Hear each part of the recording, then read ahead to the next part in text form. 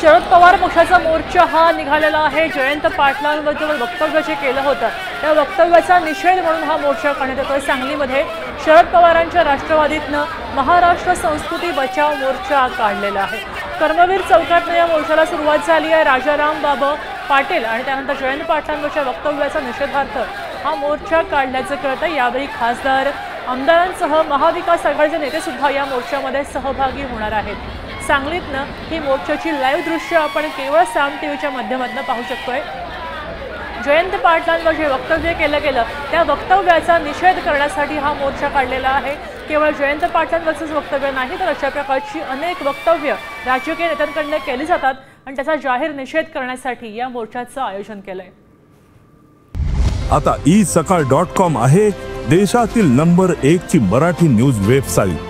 प्रत्येक अपडेटसाठी isakal.com ला नक्की भेट द्या।